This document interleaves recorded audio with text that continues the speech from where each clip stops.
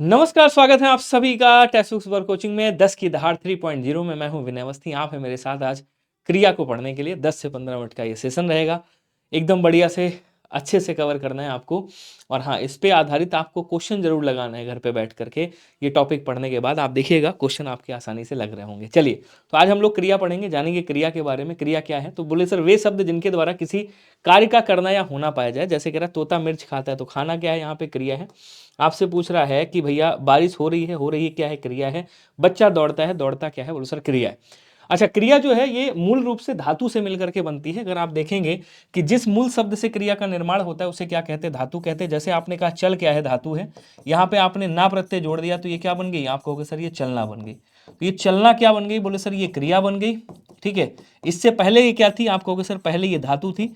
धातु में क्या किया गया? धातु में प्रत्यय लगा दिया गया, और जैसे ही प्रत्यय लगाया गया तो ये क्रिया बन गई। जैसे आपने कहा पढ़, तो पढ़ से आप पढ़ना बना सकते हो या पढ़ता बना सकते हो, तो ये क्या हो जाएगा?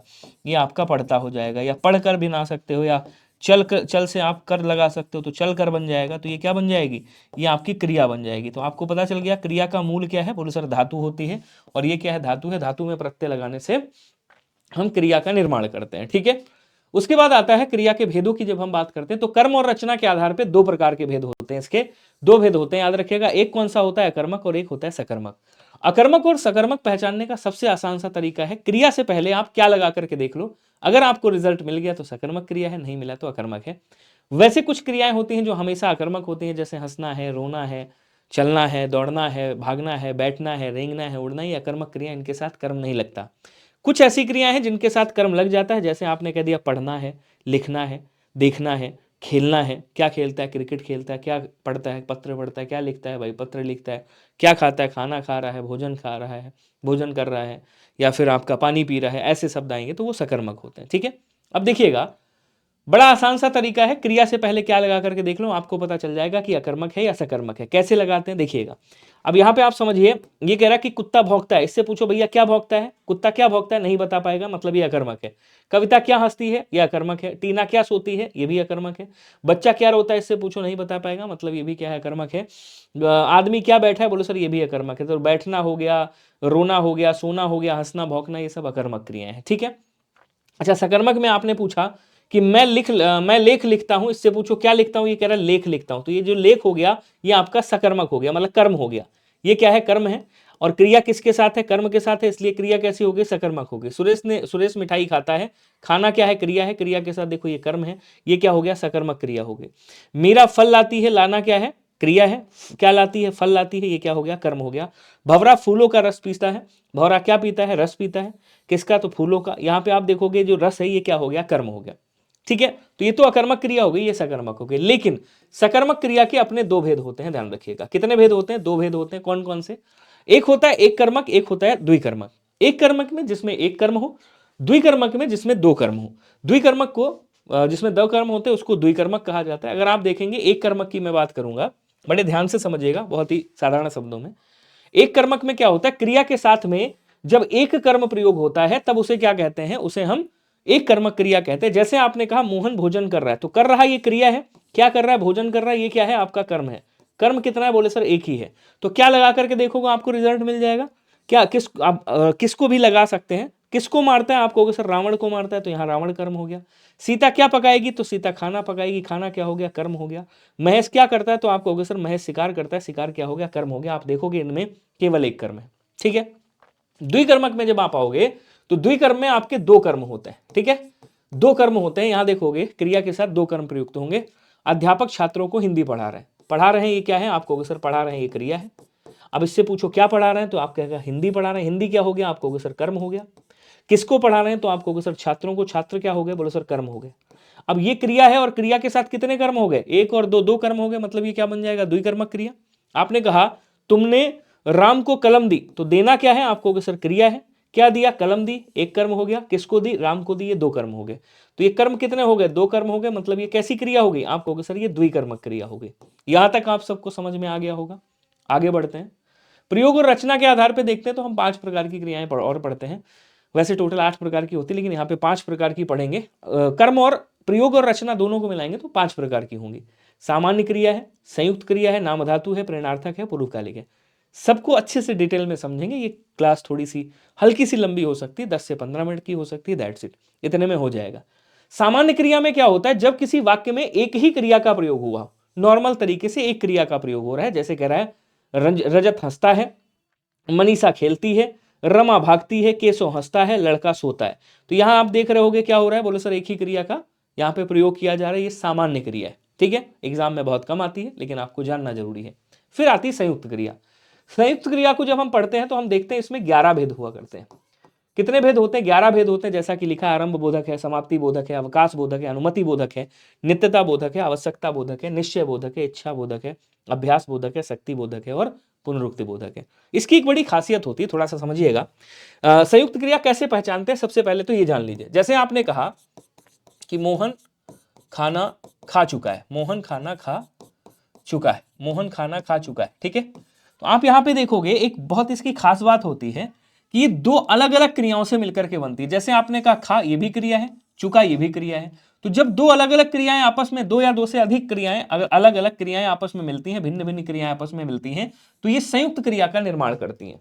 अब जैसे आपने कहा मोहन खाना खा चुका है, ये क्रिया समाप्त हो चुकी है, तो आप क्या बोलोगे, ये समाप्ति बोधक क्रिया हो जाएगा। आपका लिखा हुआ होगा कहीं पे, देखिए समाप्ति बोधक ऐसे हो जाएगा। तो संयुक्त क्रिया के ऐसे 11 भेद होते हैं, 11 भेदों को हम पढ़ेंगे। मैंने फिर बताया ये वीडियो थोड़ी सी लंबी हो सकती है क्योंकि ये थोड़ा सा बड़ा टॉपिक है, इसको समाहित मैंने किया है कम उसमें, लेकिन थोड़ा सा लंबी हो सकती है, तो धैर्य बनाए रखिएगा। संयुक्त क्रिया के भेद मैंने बोला 11 होते हैं। जैसे सबसे पहला होता है आरंभ बोधक। आरंभ बोधक में क्या होता है, क्रिया आरंभ हो रही हो, जिससे आपको ये फीलिंग आए कि यार क्रिया स्टार्ट हो गई है, आरंभ हो गई है, शुरू हो गई है। जैसे आपने कहा मोहन पढ़ने लगा, तो आपको लग रहा है ना मोहन पढ़ने लगा, मूवी चलने लगी, ठीक है ना, विराट क्रिकेट खेलने लगा, ऐसे करके, या इंडिया खेलने लगा, तो ये क्या हो जाएगा, ये क्रिया आरंभ हो गई है, मतलब खेलने लगा है। अब वर्षा होने लगी, अब वर्षा होने लगी है, तो ये क्रिया आरंभ हुई है, मतलब वर्षा होने लगी है, स्टार्ट हो गई है क्रिया, तो जहां पे स्टार्टिंग का बोध कर रहा है। खैर, समाप्ति बोधक जिसमें, अच्छा एक चीज और याद रखिएगा, क्रिया दो अलग अलग क्रियाएं आपस में मिलेंगी, पढ़ना अलग क्रिया है, होना अलग क्रिया है, लगना अलग क्रिया है, देख रहे हो। इसी तरह से यहाँ पे खा देखो अलग क्रिया है, चुका अलग क्रिया है, सीता विद्यालय जा अलग क्रिया है, चूकी अलग क्रिया। तो यहां क्या करा, समाप्ति बोधक, जिससे समाप्ति का बोध हो कि क्रिया समाप्त हो गई है। मोहन खा चुका है, क्रिया समाप्त है, सीता विद्यालय जा चुकी, क्रिया समाप्त। अवकाश बोधक में क्या होता है, जब कोई क्रिया किसी कारणवश हो नहीं पाती है, ठीक है, नहीं का बोध आता है, वहां अवकाश बोधक होता है। जैसे आपने कह दिया यार आज विराट नहीं खेल पाया, या विराट आज नहीं खेल पाया, तो खेलना अलग क्रिया, पाना अलग क्रिया, ये संयुक्त क्रिया बन गई। राम गाना नहीं गा पाया, तो गाना अलग है, पाया अलग है, लेकिन नहीं लग गया यहाँ पे, मतलब ये क्रिया हो नहीं पाई किसी कारणवश, तो राम गाना नहीं गा पाया, संयुक्त क्रिया है, अवकाश बोधक। लक्ष्मण युद्ध को नहीं जीत पाया, ठीक है ना, तो नहीं, जीत और पाया, देखो दोनों अलग अलग क्रियाएं हैं, लेकिन क्रिया किसी कारणवश हो नहीं पाई, इसको क्या बोलते हैं, अवकाश बोधक बोलते हैं। उसके बाद आती है आपकी अनुमति बोधक। अनुमति बोधक में जिसमें आपको आज्ञा दिखाई दे रही हो, मतलब आज्ञा महसूस हो कि यार आज्ञा या आदेश मिल रहा है, लेकिन क्रिया होंगी दो अलग अलग, दो या दो से अधिक अलग अलग क्रियाएं होंगी, जैसे यहाँ पे है। अनुमति बोधक कह रहा है उसे जाने दो, उसे पढ़ने दो, उसे खाने दो, ऐसे, तो जाने दो हो गया, ये क्या है, अनुमति बोधक है। मोहन को पढ़ने दो, अनुमति बोधक हो गया। नित्यता बोधक, जिसमें क्रिया जारी हो वर्तमान में, जहां पे आपका तात्कालिक वर्तमान होता है, क्रिया आपकी वर्तमान में जारी है, क्रिया हो रही है, जैसे हम हिंदी पढ़ रहे हैं, तो ये क्या है, नित्यता बोधक है। तो पढ़ रहे हैं, जैसे चल रही है, तो ये नित्यता बोधक हो गया। तू बोल रहा है, देखो अलग अलग क्रिया है, बोल रहा है, ये क्या है, नित्यता बोधक है। आपका जो क्रिया जारी है उसको नित्यता बोधक में बोलते हैं, ध्यान रखिएगा। नित्यता और अभ्यास बोधक में बड़ी कंफ्यूजन होती है, ध्यान रखिएगा। रहा है, रही है, रहे हैं, जहां भी आएगा वो नित्यता बोधक में आएगा, क्लियर है। आगे आता है आवश्यकता बोधक। आवश्यकता मतलब जिसमें काम होना चाहिए, ऐसी फीलिंग आती है। जैसे आपने कहा मोहन को इस काम को जल्दी करना चाहिए था, तो करना चाहिए अलग अलग क्रियाएं होगी, लेकिन जल्दी। जैसे आपने कहा विराट को आज अच्छा खेलना चाहिए था, ठीक है ना, इंडिया को अच्छा प्रदर्शन करना चाहिए था, इंडिया को बांग्लादेश के खिलाफ कुछ बोलना चाहिए था, तो ये क्या हो गया, ये आपका आवश्यकता बोधक है, मतलब यहां पे आवश्यकता है, ठीक है। फिर कह रहा निश्चय बोधक की अगर आप बात करोगे, तो जिसमें निश्चितता हो, निश्चय बता रहा हो कि यार वाह गिर पड़ा, श्याम बीच में ही बोल उठा, ऐसे जो शब्द आएंगे वहां क्या होगा, निश्चय बोधक होगा कि यार वाह बोल पड़ा, या फिर वह गिर पड़ा, या फिर श्याम बीच में ही बोल पड़ा, वह उठ खड़ा, क्या बोलते हैं, वह उठ गया, ऐसे जहां पे शब्द आएंगे वहां क्या होगा, निश्चय बोधक होगा, ठीक है। उसके बाद आता है इच्छा बोधक में, मतलब जिसमें आपकी इच्छा हो कि आप ये करना चाहते हो। जैसे आपने कहा कि मैं पढ़ना चाहता हूं, मैं खेलना चाहता हूं, मैं दौड़ना चाहता हूं, तो खाना देखो अलग हो गया, चाहता अलग हो गया, तो दो अलग अलग क्रियाएं हैं। ये क्या हो गया, इच्छा बोधक हो गया, मैं खाना खाना चाहती हूँ, ठीक है। मैं विद्यालय जाना चाहता हूँ, मैं विद्यालय जाना चाहता हूँ, मैं पढ़ना चाहता हूँ, मैं खेलना चाहता हूँ, ऐसे वाक्य आएंगे। अभ्यास बोधक में क्या होता है, जहां पे ता है ती है ऐसे बनेंगे। राहुल पढ़ा करता है, ठीक है ना, पढ़ना भी अलग क्रिया, करता भी अलग क्रिया। तुम गाना लिखा करते हो, लिखना अलग क्रिया, करना अलग क्रिया। तुम पढ़ा करते हो, तुम लिखा करते हो, तुम दौड़ा करते हो, ऐसे वाक्य आएंगे, वहां पे अभ्यास बोधक होगा। इसको एक बार और रिवाइज कर लेंगे, आपका काम हो जाएगा। खैर शक्ति बोधक में आएंगे, ये थोड़ा सा वीडियो लंबा जाएगा आज मुझे लग रहा है। शक्ति बोधक में जिसमें जैसे आपने कहा दादाजी चल सकते हैं, ठीक है ना, सीता बोल सकती है, तो चल सकता है, सीता बोल सकती है, ऐसे करके। पुनरुक्ति बोधक में जिसमें पढ़ाई लिखाई करता है, ठीक है ना, वह मेरे घर आया जाया करता है, तो पढ़ाई हो गया, लिखाई हो गया, करता है, आया जाया करता है, ये पुनरुक्ति बोधक है, जहां पे तीन क्रियाएं आती हैं आपकी। फिर आती है आपकी प्रेरणार्थक क्रिया। प्रेरणार्थक क्रिया में क्या होता है, जब कोई कर्ता अपने द्वारा काम ना करके किसी और से काम करवाता है, वहां प्रेरणार्थक क्रिया होती है, इसकी परिभाषा होती है। लेकिन इसके भी आपके दो भेद होते हैं, उन दोनों भेदों को मैं बताऊंगा, ध्यान से समझिएगा। आपने कहा अमित सचिन से पत्र लिखवाता है, तो अमित देखो खुद काम ना करके सचिन से पत्र लिखवा रहा है, मतलब ये प्रेरणार्थक क्रिया हो गई। रेखा खुद काम ना करके दिव्या से क्या कर रही है, पत्र पढ़वाती है, ये क्या हो गई, ये प्रेरणार्थक क्रिया हो गई। मतलब कर्ता स्वयं काम ना करके दूसरों को क्रिया करने की प्रेरणा दे रहा है यहाँ पे, ठीक है। हालांकि प्रेरणार्थक क्रिया के दो भेद होते हैं, एक होता है प्रथम प्रेरणार्थक, एक होता है द्वितीय प्रेरणार्थक। जैसे मान लीजिए मूल क्रिया है आपकी जागना, ठीक है ना, तो आपने कह दिया जागना मूल क्रिया से जो प्रथम प्रेरणार्थक आपने बना दी, ये प्रथम प्रेरणार्थक है, द्वितीय है। प्रथम प्रेरणार्थक आपने जगाना बना दी और द्वितीय प्रेरणार्थक आपने जगवाना, तो आना लग गया तो प्रथम होगी, वाना लग गया तो द्वितीय होगी। जैसे देना से दिलाना हो गया, दिलवाना हो गया। उसके बाद पढ़ना से प्रथम प्रेरणार्थक पढ़ाना हो गया, फिर द्वितीय पढ़वाना हो गया। खाना से खिलाना हो गया, खिलवाना हो गया। और उड़ना से उड़ाना हो गया और उड़वाना हो गया। जागना से जगाना हो गया और जगवाना हो गया। इसी तरह से गिरना से गिराना हो गया और गिरवाना हो गया। ये प्रथम प्रेरणार्थक है, प्रथम और द्वितीय। एग्जाम्पल भी है यहाँ पे। प्रथम प्रेरणार्थक में जिन क्रियाओं में कर्ता स्वयं सम्मिलित होकर के काम कराता है, मतलब कर्ता खुद काम करवाता है, ठीक है ना, ये खुद प्रेरणा देता है। जैसे दादी जी मोना को पढ़ाती हैं, तो दादी जी क्या कर रही, खुद पढ़ा रही हैं। जोकर दर्शक को हंसाता है, यहाँ पे हंसाता लिखेंगे, जोकर दर्शक को हंसाता है, तो खुद हंसा रहा है, इसका मतलब ये प्रथम प्रेरणार्थक है। फिर आता है द्वितीय प्रेरणार्थक। द्वितीय प्रेरणार्थक में जहां पे कर्ता खुद काम नहीं करता, किसी और से करवाता है। जैसे अध्यापक बच्चे से कहानी सुनवाते हैं, तो अध्यापक क्या कर रहे हैं, बच्चे से कहानी सुनवा रहे हैं, ये सुनवाना क्या है, द्वितीय प्रेरणार्थक। दुकानदार खुद झाड़ू ना लगा करके नौकर से झाड़ू लगवा रहा है, तो लगवाना क्या हो गया, ये द्वितीय प्रेरणार्थक हो गई, ठीक है। उसके बाद आती है नाम धातु क्रिया। नाम धातु क्रिया क्या होती है, देखिए संज्ञा है, सर्वनाम है और विशेषण है। जैसे आपने कह दिया, इसमें थोड़ा सा समय लूंगा आपका मैं, जैसे रंग में आपने आना प्रत्यय लगाया, ठीक है, रंग में आपने ना प्रत्यय लगाया, ये क्या हो गया, बोलो सर ये रंगना हो गया। ये क्या बन गया, रंगना बन गया। तो रंगना क्या है, संज्ञा है। तो संज्ञा में जब प्रत्यय लगा और क्रिया बनाई गई, तो इसे संज्ञा का मतलब नाम होता है, इसलिए नाम के साथ जब क्रिया लग गई तो नाम धातु बन गई। इसी तरह से आपने कहा अपना, ये क्या है, सर्वनाम है, और अपना में आपने आना प्रत्यय लगा दिया, तो यहां क्या बन गया, बोलो सर ये अपनाना बन गया। तो ये जो अपनाना बना है ना, ये सर्वनाम से संज्ञा मतलब क्रिया बनी है। तो अगर ये सर्वनाम से क्रिया बनी है तो इसको नाम धातु कहेंगे। उसके बाद आता है आपका, जैसे आपने कह दिया गर्म, तो गर्म क्या है, विशेषण है ये, और विशेषण में आपने आना प्रत्यय लगा दिया, तो ये क्या क्रिया क्या बन जाएगी, आप कहोगे सर ये बन जाएगी गरमाना। तो ये जो गरमाना क्रिया बन गई, ये कौन सी क्रिया है, बोलो सर इसको नाम धातु कहेंगे। इसका तात्पर्य यह है कि संज्ञा से बनी हुई क्रिया, इस और सर्वनाम से बनी क्रिया और विशेषण से बनी क्रिया आपकी नाम धातु क्रिया कहलाती है। जैसे रंग से रंगना, लाज से लजाना, अपना से अपनाना, गर्म से गरमाना, शर्म से शर्माना, गुदगुदी से गुदगुदाना, ऐसे आ जाएंगे। फिर आती है कृदंत क्रिया। कृदंत क्रिया में क्या होता है, धातु के साथ जो क्रिया लगती है, जैसे धातु है आपकी चल, चल के साथ आपने ना प्रत्यय लगा दिया, इसके साथ देखिए, इसके जैसे चल धातु है, इसके साथ आपने ना प्रत्यय लगाया, तो ये क्रिया क्या बन गई, चलना बन गई। तो अर्थात जो क्रिया से ही क्रिया बनी है, मतलब जो धातु से क्रिया बनी है, जो धातु में प्रत्यय लगाने से क्रिया बनी है, उसे आप क्या कहोगे, उसे आप कृदंत क्रिया कहोगे। इस बात को ध्यान रखिएगा। उम्मीद है ये भी समझ में आया होगा। फिर आती है पूर्वकालिक क्रिया। इसकी बहुत प्यारी सी ट्रिक है, इसका कॉन्सेप्ट भी बताऊंगा, इसकी ट्रिक भी बता दूंगा। ट्रिक ये है कि जहां भी आपको क्रिया के ठीक बाद, जहां भी आपको क्रिया के साथ में कर और करके मिल जाए, कर और करके मिल जाए, वहां क्या होता है, वहां पूर्वकालिक क्रिया होता है। मतलब क्रिया के ठीक बाद कर और करके आ जाए, पूर्वकालिक क्रिया। इसका मतलब यह होता है कि कर्ता के द्वारा एक क्रिया को समाप्त करके जब दूसरी क्रिया स्टार्ट की जाती है, जो पहली वाली क्रिया होती है उसे हम पूर्वकालिक क्रिया कहते हैं। जैसे कह रहा मोहन पढ़कर सो गया, तो मोहन पहले क्या कर रहा है, पढ़ रहा है, फिर उसके बाद सो रहा है, तो इस क्रिया को आप क्या बोलोगे, पूर्वकालिक क्रिया बोलोगे। चोर सामान चुरा कर भाग गया, तो पहले उसने चुराया फिर भागा, यानी इसको पूर्वकालिक क्रिया कहोगे।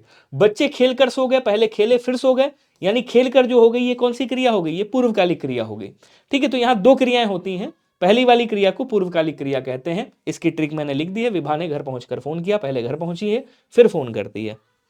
अच्छा, सजाती क्रिया में क्या होता है, जहां पे कर्म और क्रिया एक ही जाति की हो, जैसे भारत ने लड़ाई लड़ी, उसने चढ़ाई चढ़ी, हमने पढ़ाई पढ़ी, उसने मार मारी, ऐसे आएंगे। भारत ने लड़ाई लड़ी तो लड़ाई कर्म हो गया और लड़ी देखो सेम जाति के लग रहे हैं, पढ़ाई पढ़ी ये सेम जाति के हैं, मार मारी, चढ़ाई चढ़ी, ऐसे जो शब्द आएंगे वो आपके सजाती क्रिया कहलाएंगे। उसके बाद आती है सहायक क्रिया। सहायक क्रिया क्या होती है साहब, जैसे आपने कहा अरविंद ने पढ़ा, अरविंद पढ़ता है, तो ये जो है लगा है ना, यही सहायक क्रिया है आपकी। भानु ने अपनी पुस्तक मेज पर रख दी है, ये जो है लगा है ये सहायक क्रिया है। यहीं पे याद रखिएगा, जैसे आपने कहा कि उसने खाना खाया था, उसने खाया था, आपने कहा उसने खाया था, तो यहां पे ये जो था लग गया ना, इसको आप क्या कहोगे, इसको आप योजक क्रिया कहोगे। योजक क्रिया कहोगे, ये कभी कभी आ जाता है, कांस्टेबल में आया था पिछली बार, योजक क्रिया इसको बोलेंगे, जीडी में भी आ सकता है आपके। ठीक है, उसके बाद आता है तात्कालिक क्रिया। तात्कालिक क्रिया में केवल एक बात याद रखनी है आपको कि क्रिया के ठीक बाद, मतलब क्रिया के साथ ही लगा होगा। इसका मतलब क्या है, इसका मतलब मुख्य क्रिया के समाप्त होते ही दूसरी क्रिया स्टार्ट हो गई, तो जो क्रिया मुख्य क्रिया के तुरंत पहले संपन्न हुई हो वे तात्कालिक क्रिया कहलाती है। मतलब जैसी पहली क्रिया समाप्त हुई तुरंत दूसरी स्टार्ट हो गई, पूर्वकालिक की तरह होती है लेकिन पूर्वकालिक नहीं होती है। करण नहाते ही देखो लग गया, पूर्वकालिक, ये तात्कालिक क्रिया हो गया। आते ही तात्कालिक क्रिया हो गया। कुत्ता गिरते ही तात्कालिक क्रिया हो गया, गिरते ही मर गया, ऐसी तात्कालिक क्रियाएं आती हैं। अनुकरणात्मक क्रियाएं जो सुन करके बनाई गई हो, जैसे हिनहिनाना हो गया, भिनभिनाना हो गया, टिमटिमाना हो गया, फुदफुदाना हो गया, ठनठनाना हो गया, जो ध्वनि के आधार पर सुन करके आपने बना दी। जैसे घोड़ा हिनहिना रहा है तो आपने आवाज सुनी, आपने बना दिया हिनहिनाना। इसी तरह से मिमियाना है, हिनहिनाना, चिंगाड़ना है, दहाड़ना है, भौंकना है, ये सब कैसी अनुकरणात्मक क्रियाएं हैं। क्रिया चार प्रकार के शब्दों से बनती है, धातु से, पढ़ से पढ़ना, पढ़ना, और उसके बाद हाथ से हथियाना हो गया, चिकना से चिकनाना हो गया। ये मैं आपको बता ही चुका हूं, कोई दिक्कत नहीं। ये आपके लिए होमवर्क है, और होमवर्क में कमेंट में आप आंसर करके जरूर बताइएगा ये सेशन आपको कैसा लगा और इस होमवर्क का आंसर क्या है। दिए गए विकल्पों में से किस विकल्प में द्विकर्मक क्रिया है, आपसे पूछा है किस में द्विकर्मक क्रिया है, आपको बताना है कमेंट बॉक्स में। रीता हर रोज मिठाई और फल खाती है, अध्यापक ने विद्यार्थियों को पुरस्कार दिया, मनीष खाना भी खाता है और मिठाई भी खाता है, सोनी और मोनी नियमित रूप से घूमने जाती हैं। मेरा कूपन कोड है विनय, विनय कोड लगा करके आप सब्सक्रिप्शन ले सकते हो। डिस्क्रिप्शन में लिंक दिया हुआ है, आप मेरे पेड कोर्स के साथ जुड़ सकते हो, आप पढ़ाई कर सकते हो। डेली मेरी क्लासेस चलती हैं इसी चैनल पे, आप देख सकते हो। एसएससी जीडी के लिए 3 बजे और यूपीएसआई के लिए आपकी दोपहर 12 बजे आप हमारे साथ जुड़ सकते हो। मिलते हैं अगले सेशन में, तब तक के लिए सभी को धन्यवाद, नमस्कार, जय हिंद। अपना प्यार जरूर दीजिएगा ताकि हमारे अंदर भी मोटिवेशन आए और अगली वीडियो आपके सामने उपस्थित हो जाए। Thank you so much, love you all, जय हिंद, जय भारत, थैंक यू।